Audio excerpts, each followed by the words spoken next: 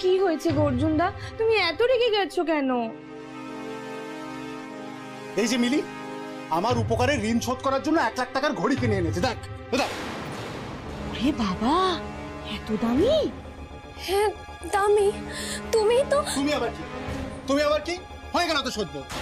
নিজে যদি 1 লাখ টাকার ঘড়ি কিনতে পারো তাহলে নিজের থাকার জায়গারও ব্যবস্থা করে নিতে পারবে। যাও, বেরিয়ে যাও।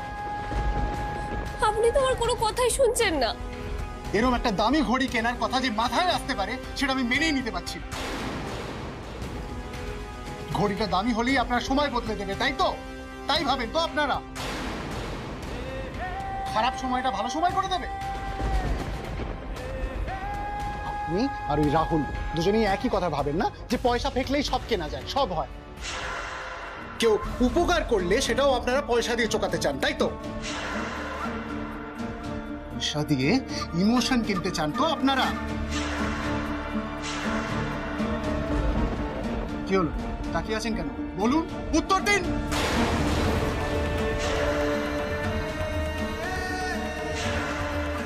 এই 1 লাখ টাকা দেখলে না আমার 1 লাখ অভুক্ত মানুষের কথা মনে পড়ে সবার আগে। বিশ্বাস করুন, 1 লাখও লাগতো না। 10,000 টাকা দিলেই বস্তির 100টা মানুষের দুবেলার খাবার হয়ে যেত। দিয়েছেন কখনো? কখনো ইচ্ছা হয়েছে আপনার? ঘড়ি নিয়ে চলে এলো 1 লাখ টাকা দিয়ে। বাহ! আচ্ছা ঠিক আছে, বুঝতে পেরেছি আমার ভুল হয়েছে। একটা ঘড়ি এনে আমি অনেক বড় ভুল করে ফেলেছি। সরি। বাস, সরি বলে দিলে তো মিটেই গেল। একটা সরিতেই 7 খুন মাফ। কিছু কিছু ভুলে না ক্ষমা হয় না মিলি। বেশ হয়েছে, এবার বুঝেছো তো ওগুলোকে নিয়ে আসলে কেমন হয়। দাও না, বের করে দাও। আমি যাই বলবো তার উল্টোটা ভাববে। তুমি বেরোবে না তো এখান থেকে? বেরোবে না তো? ঠিক আছে, আমি বেরিয়ে যাচ্ছি। এই ধরো আমার 1 লাখ টাকার ঘড়ি। অর্জুন অর্জুন দা,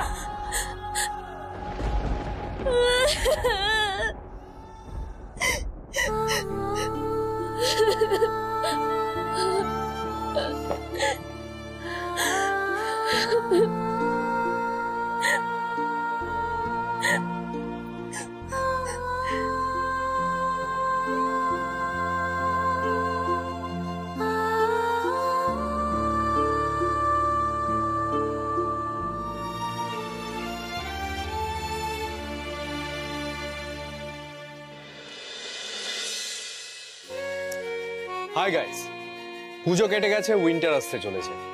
তার মানেই পরপর অর্জুন আমায় কিডন্যাপ করেনি। আমি জানি না পুলিশ কোন প্রমাণের ভিত্তিতে অর্জুনকে অ্যারেস্ট করেছে, কিন্তু আমি এটা জানি যে অর্জুন নির্দোষ, ও কোনো ভুল করেনি। আর কিডন্যাপ করার প্রশ্নই উঠছে না, কারণ আমি আর অর্জুন একে অপরকে ভালোবাসি। আমরা ভেবেছিলাম যে আমরা বিয়ে করব, সংসার করব, তারপরে তো ইভেন্চুয়ালি বাবা সবটা মেনে নেবে। কিন্তু কিডন্যাপ হওয়ার পর বাবা এমনভাবে সব পুলিশ ফোর্স লাগিয়ে আমাকে খুঁজতে শুরু করে, আমি সব থেকে বেশি ভয় পেয়ে গেছি।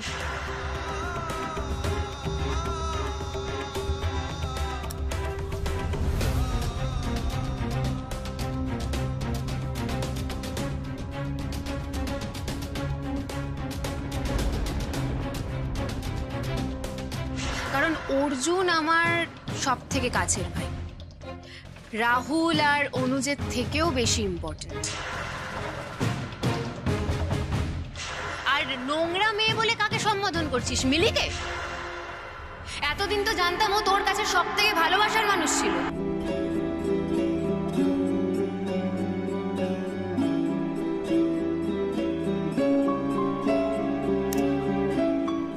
হে গাইস, পুজো কেটে গেছে, উইন্টার আসতে চলেছে। তার মানে পরপর অনেক কিডন্যাপ করার প্রশ্নই উঠছে না, কারণ আমি আর অর্জুন একে অপরকে ভালোবাসি।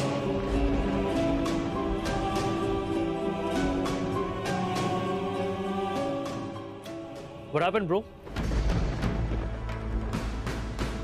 তোকে এত রেস্টলেস লাগছে কেন? মিলির কথা মনে পড়ছে? পড়ছে পড়ছে আর মাথা থেকে পা জ্বলছে আমার।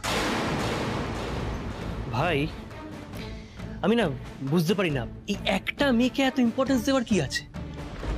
দেখ এমনিতেও তোর আর মিলির রিলেশনশিপটা 3 মাসের বাসি একটা রিলেশনশিপ, আর একটা মেয়ের সাথে তার বেশি প্রেম করা যায় নাকি? দেখ তোকে এমনিতেও গার্লফ্রেন্ড বদলাতে হতো। দাঁড়া, তুই বরং এটা রাখ। এটা কি? কি না বল, এটা কি? আজকে রাতটা এর সাথে চ্যাট কর, বুঝে যাবি এ কি জিনিস।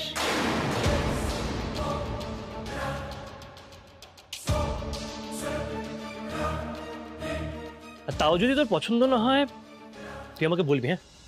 আমি তোর সামনে আরো 500টা অপশন রেখে দেবো। বাহ, অপূর্ব, কি ভালো ব্যাপার। এই না হলে বড় দাদার ছোট ভাইকে শিক্ষা দেওয়া। তুই এখানে কি করছিস?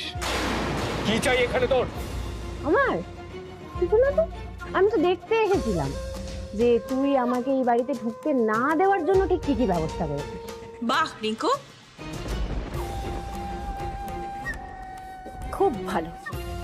বাড়িতে আসতে না আসতেই একেবারে এই ঘরে এসে রাহুলের সঙ্গে ঝগড়া জুড়ে দিয়েছিস, তাই তো? রাহুলকে না জ্বালালেই তোর হয় না, না রে? না, তুমি বুঝতে পারছো না ব্যাপারটা। আরে আমি কি ভেবেছিলাম, আমি ভেবেছিলাম বাড়িতে এসে দেখবো গেটের সামনে লেঠেল ফেটেল দাঁড়িয়ে আছে। ও মা, আমাদের পুরনো দারোয়ানটা। আমি সাহস করে ঢুকে বললাম। রিঙ্কুর গলা শুনছি না? এই তো। এই তুই আমার ঘরে না গিয়ে এখানে দাঁড়িয়ে দাঁড়িয়ে কি করছিস? হ্যাঁ, আমার বইয়ের পড়ার টেবিলটা তুই গুছিয়ে না দিলে আমার ভাল লাগে না। তুমি বুঝতেই পারছো না, কি? এখানে যারা দুর্ধর্ষ জীবনশৈলীর পাঠ চলছিল না, মিস করবো কি করে? কৌশিক থামো একটু। আর রিঙ্কু, আমি না অবাক হয়ে যাই প্রত্যেকটা কথায় তো কথা না বললেই নয় না। জানা কাকুমণি বলছে গিয়ে টেবিলটা গুছিয়ে দিয়া যা। হ্যাঁ দেবো তো, তুমি একটু দাঁড়াও না। তুমি শোনো কি হয়েছে। এই যে আমার বড় ভাই, হ্যাঁ অনুজ, আমার ছোট ভাই রাহুলকে বলছে, বুঝলে, যে রাহুল আর মিলির ওই সম্পর্কটা ওটা তো 3 মাসের বাসি। এখন তো রাহুলের গার্লফ্রেন্ড বদলানোর সময় হয়ে গেছে। তো রাহুল যদি চায়, অনুজ নাকি একেবারে কটা বলেছিল, 500টা মেয়ের লাইন লাগিয়ে দিতে পারে, তার মধ্যে থেকে রাহুলকে বেছে নিতে। ফলে তুমি বুঝতেই পারছো এইরকম একটা জীবন শৈলীর পাঠ ছেড়ে কি যাওয়া যায়? যায় না। চমৎকার। এই তুই কি বলছিস এসব? আরে তুই কি? ওইটা একটা পাতি উকিলের বউ। আর তোরা কি রে? হ্যাঁ, তোরা কি? একজন নিজের ওই লক্ষ্মী প্রতিমার মতন বউ চন্দ্রাকে বাড়ি থেকে বের করে দিয়েছে, আর আরেকজন বাজি ফাটিয়ে গিফট কিনে যা যা করা সম্ভব সব কিছু করে মিলিকে হাতের মুঠোয় রাখার চেষ্টা করছে। কিন্তু সেটা তো হবে না, কারণ মিলি তো তোকে 2 পয়সাও ভরসা করে না। তার উপর আবার বড় বড় কথা বলিস, লজ্জা করে না?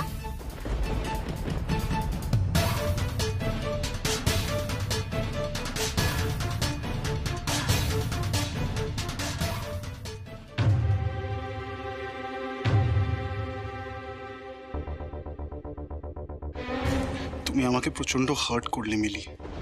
বড় লোক হলেও তোমাকে মনে হয়েছিল একটু আলাদা, কিন্তু বেসিক্যালি তোমরা সবাই এক।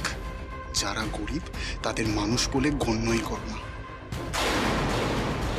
অর্জুনদা, অর্জুনদা, কি হয়েছে নাকি? খবর আছে মিলির ব্যাপারে।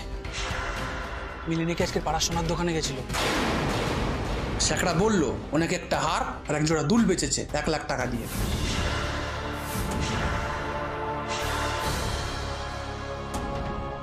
কি? হ্যাঁ গো। ও আমাকে ঘড়ি দেবে বলে নিজের কানের দুল বিক্রি করলো। ব্যাস হয়ে গেল। এটা করতে গেলে কেন মিলি? আশ্চর্য তো মেয়েটা, এরকম নিজের জিনিস বেঁচেকে উপহার দেয়।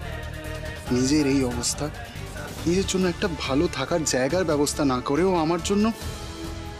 আমি কি একটু ওভার রিঅ্যাক্ট করে ফেললাম?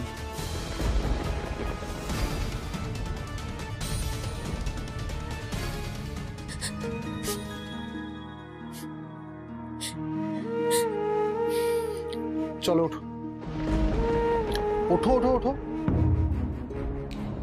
ওঠো না, চলো আমার সাথে। কোথায় যাব? ভুল যখন করেছো তার মাসুল তোমাকে দিতেই হবে। চলো আমার সাথে। তোমরা কোথায় যাবে অর্জুনদা? আমি যাই তোমাদের সঙ্গে। না, এসো। কোথায়? চাপ বাবা, এই মেয়েটাকে তো দেখছি যত সরানোর চেষ্টা করছি ও ততই বেড়ে বসে। মিলিকে নিয়ে কোথায় গেল অর্জুনদা?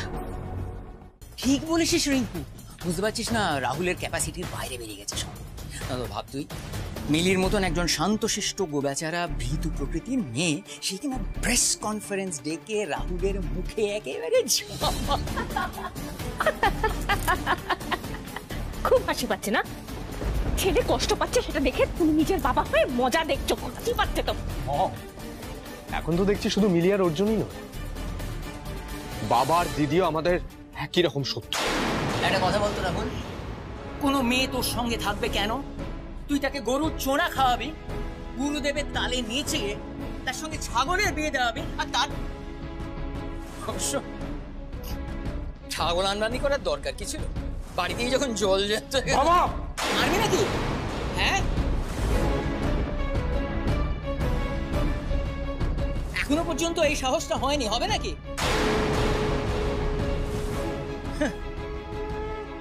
মিলি যদি অর্জুনকে সত্যি সত্যি ভালোবেসে থাকে, মেয়েটা বেঁচে গেল।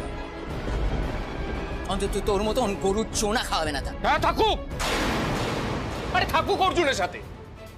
অর্জুনের যা স্ট্যান্ডার্ড মিলিরও তাই, ওদের রাস্তাতেই বানায়। একদম ঠিক, রাহুল একদম ঠিক কথাই বলেছে। তুই যে কি করে আমার ছেলে হলি ঈশ্বর জানে। অবশ্য যাকে কাকুমণি, রাহুল যে এরকম হয়েছে তাতে তোমার কিন্তু কোনো কৃতিত্ব নেই, রাহুলেরই কৃতিত্ব পুরোটা। আর যেইটুকু কম পড়ে তার জন্য তো ওই বাবা, অনুজ, কাকিমণি এরা আছে। কিন্তু বিশেষ লাভ হলো না জানো, এই যে এত কিছু করলো, পারলো না তো ডিআইজির মেয়েকে হাতে রাখতে। আমার কিন্তু খুব কষ্ট হয় রাহুল তোর জন্য। তুই এখান থেকে যা, যা তুই এখান থেকে। কি রে বেটা, প্লিজ বেটা কুল ডাউন, এত মাথা গরম করো না। কৌশিক প্লিজ এখান থেকে যাও, কেন জ্বালাচ্ছ এভাবে আমার ছেলেকে? বুঝতে পারছো না রূপসা, তোমার ছেলে তার নিজের জ্বালায় জ্বলছে, নিজের অপদার্থতার ভার বহন না করতে পেরে ছটফট করছে, অস্থির হয়ে গেছে। কৌশিক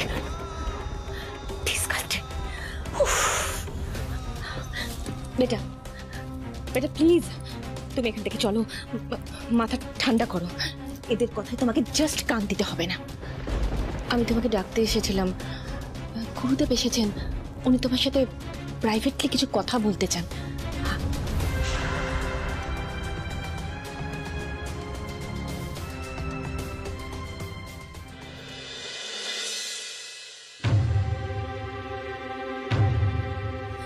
এই দোকানে কেন নিয়ে এলেন আমাকে? ঘড়িটা ফেরত দে। আমি তো ভাবলাম আপনি বোধহয় রাগ করে আমাকে গ্যারেজ থেকে বেরিয়ে করে দেবেন, সেই জন্য বোধহয় নিয়ে এসেছেন এখানে। দেখো মিলি, এই 1 লাখ টাকার ঘড়ি দেখে আমার মাথাটা সত্যিই গরম হয়ে গেছিল। আমি এই ধরনের বিলাসিতা একদম সহ্য করতে পারি না। অভুক্ত মানুষের মুখগুলো মনে পড়ে। এই দামি ঘড়ি পরে ফুটানি না মেরে আমি যদি তাদের মুখে খাবার তুলে দিতে পারি, আমি অনেক নিশ্চিন্তে ঘুমোবো মিলি। আমি এরকমই, কিছু করার নেই।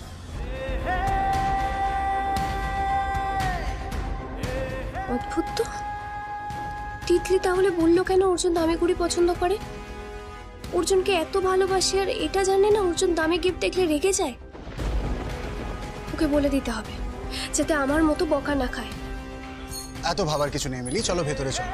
ওই ঘড়িটা ফেরত দিয়ে যে 1 লাখ টাকা পাবে সেটা নিজের কাছে যত্ন করে রেখো, ঠিক আছে? এই 1 লাখ টাকার মূল্য এক একজনের কাছে এক এক রকম। তুমি যে টাকা দিয়ে একটা গিফট কিনতে পারো সেটা দিয়ে অন্তত 10টা পরিবারের পুরো মাস চলে যায়। পরে এই টাকাটা কোনো ভালো কাজে ব্যবহার করো, ঠিক আছে? তাহলে যে আমার গার্জিয়ান এঞ্জেলকে কিছু দেওয়া হলো না? ঘড়িটা আগে ফেরত দিই, তারপর তোমার কাছ থেকে একটা জিনিস চেয়ে নেব। এসো এবার। গুরুদেব, এসো এসো এসো এসো। জয়, বসো বসো। তোমাকে নিয়ে যে কমলেশ বড়ই চিন্তিত সেটা নিশ্চয়ই জানো রাহুল। হ্যাঁ গুরুদেব, এখন তো মনে হচ্ছে আমার ভালো মন্দ নিয়ে মম আর জেঠুমনি ছাড়া কেউই চিন্তিত নয়। কমলেশ আমায় জিজ্ঞাসা করছিল আবার ঠিক কি কি করলে তোমার জীবনের এই ফাঁড়াগুলো কেটে যাবে, আবার সুখ, সমৃদ্ধি, অর্থ, প্রভাব, প্রতিপত্তি আবার ফিরে আসবে। আমিও জানতে চাই গুরুদেব, সাংঘাতিক ডিস্টার্ব হয়ে আছি। যেভাবে প্ল্যান করেছিলাম সেভাবে যদি সবটা হতো, কোথায় যেতে পারতো আমার ক্যারিয়ারটা। আর এখন শুধুমাত্র কিছু সিম্পেথাইজারের ভরসায় টিকে আছি। হ্যাঁ, এটাই রক্ষে যে পুরনো স্পন্সররা পিছিয়ে যায়নি, কিন্তু এভাবে আর কতদিন টিকে থাকতে পারবো এই ট্রেন্ডে? মিলি আমার সবকিছু শেষ করে দিয়ে চলে গেছে। গুরুদেব, এখন আপনিই আছেন, শুধুমাত্র আপনি আমাকে পথ দেখাতে পারেন। পথ দেখাতেই তো এসেছি আমি। সেই পথে চললে তোমারই মঙ্গল। এই সমস্যা থেকে বেরোনোর জন্য একটা উপায় ভেবে এসেছি আমি। কি উপায় গুরুদেব? তুমি তোমার জীবনে মিলিকে আবার ফিরিয়ে নিয়ে এসো রাহুল। মিলি, তুমি বড্ড বেড়ে গেছো।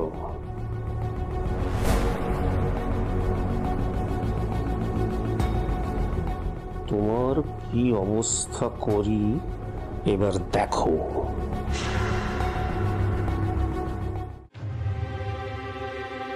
কি হলো, আসুন।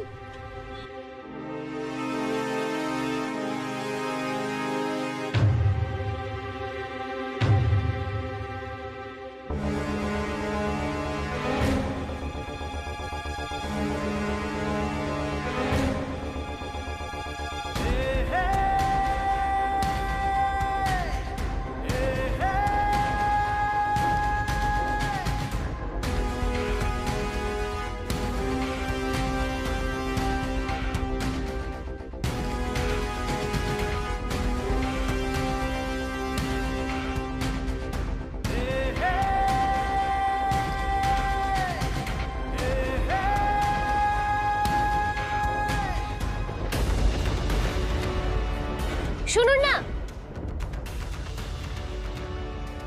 বলছি এবার বলুন আপনি কি চান?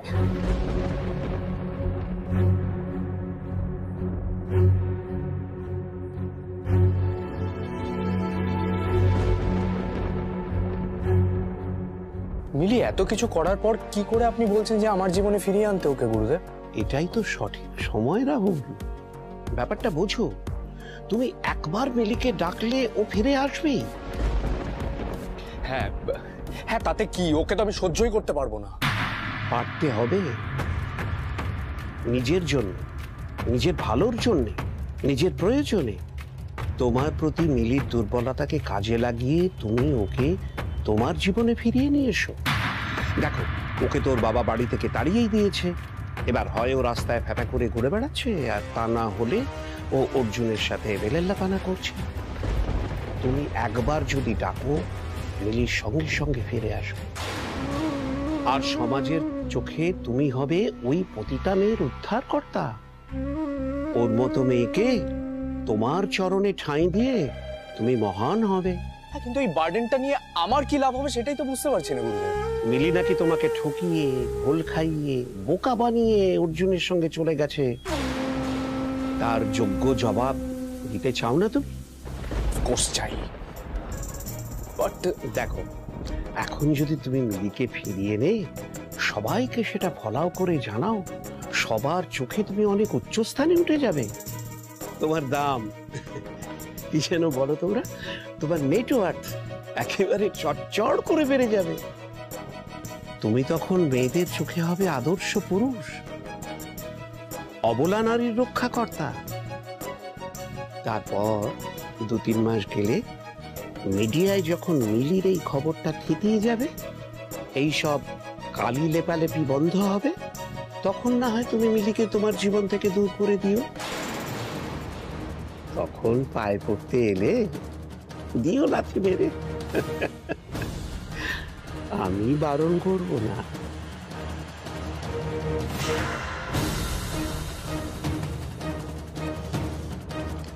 রাইট রাইট গুরুদেব, এটা খুব ভালো আইডিয়া।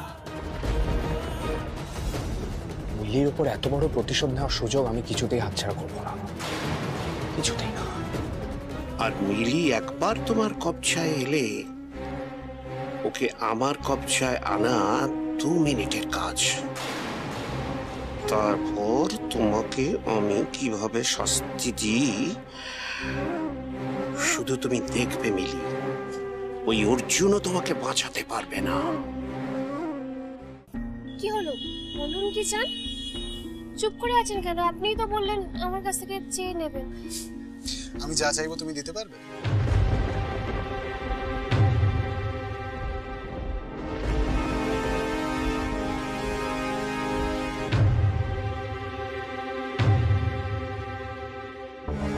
হ্যাঁ মানে আপনি বলুন।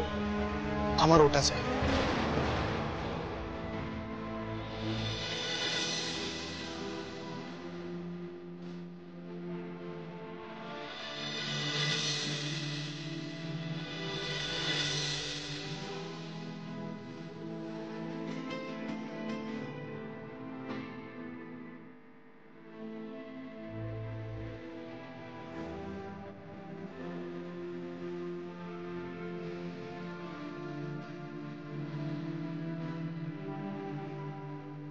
আমার কিন্তু ওটাই চাই। ওই বেলুন চাই আপনার? তার মানে আপনার ওই হার্ট শেপে দেখতে হলে বেলুন ভালো লাগে? হ্যাঁ আমার মতো? বারে আমি যখন আগেরবার কিনতে গেলাম তখন তো আপনি আমার হাসছিলেন। ইস, আপনার এই বেলুন ভালো লাগে জানলে তো আমি আপনাকে এটাই দিতাম। আমি শুধু শুধু সারা রাত ভেবে ভেবে নিজের মাথাটা খারাপ করলাম যে আপনাকে কি দেবো কি দেবো। ঘড়ি দিয়ে আপনার কাছে বকা খেলাম, আর আপনার এই লাল বেলুন পছন্দ, এই সহজ জিনিসটা আমার মাথায় এলো না। চলুন চলুন, আমি আপনাকে এক্ষুনি কিনে দিচ্ছি। যে কটা আপনার চাই সব আপনি দাঁড়ান, আমি নিয়ে আসছি। বেলুন আঙ্কেল দাঁড়ান।